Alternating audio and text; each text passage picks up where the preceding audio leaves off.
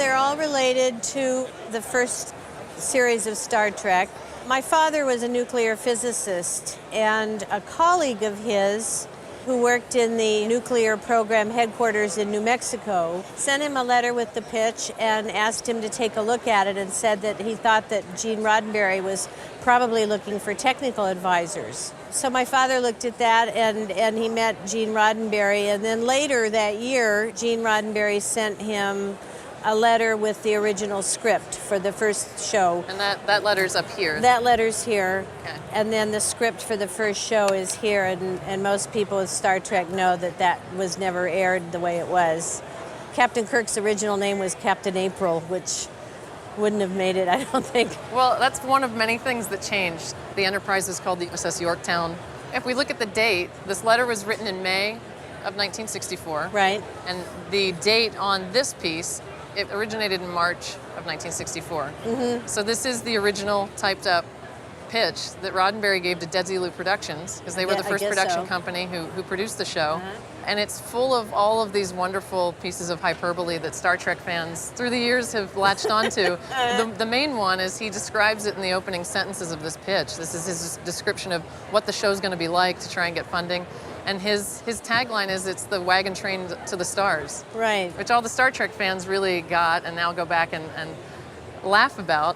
The fans know about this. A copy of it exists and it was scanned. You can actually go online if someone's interested in reading this and find some of the blogs. But the best part about that is that the known copy is actually Gene Roddenberry's copy. I not only spoke with all of the colleagues at the table and anyone around who I could get my hands on. I'm a big Star Trek fan myself. Can't find one that's ever sold. I even called some other colleagues who are also Star Trek fanatics who work in this world, and none of us have ever heard of one coming up for auction.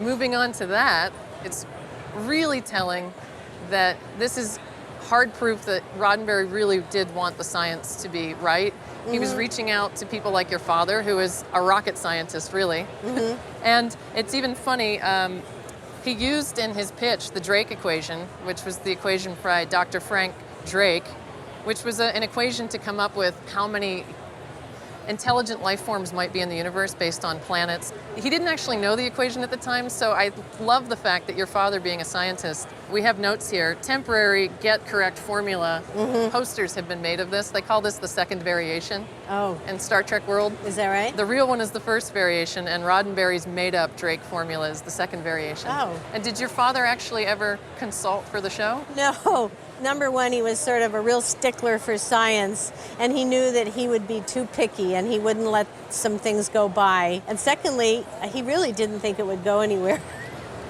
But he saved it. Yeah, he saved it. Moving on from that then, we have the letters. Now this is getting a little bit later, September of '64. The first script from the pilot. The show didn't actually really air until '66. So we're 2 years before air, which is great. It ran for 3 years and was canceled. And it wasn't until the fans in the 70s put together these conventions and rallied and really pushed the networks to bring it back that they even started looking at the series again and realized what a cult phenomenon they had on their hands and really re-energized the entire franchise. This is such an early peek into the series that's fascinating. There's so much about it that's rich in television history that I love here.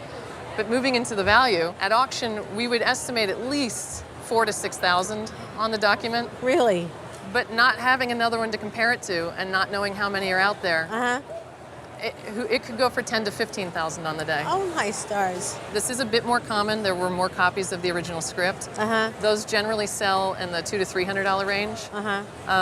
A Gene Roddenberry letter might sell in the $100 to $150 range, but altogether as a package, it's worth far more than those little pieces split up.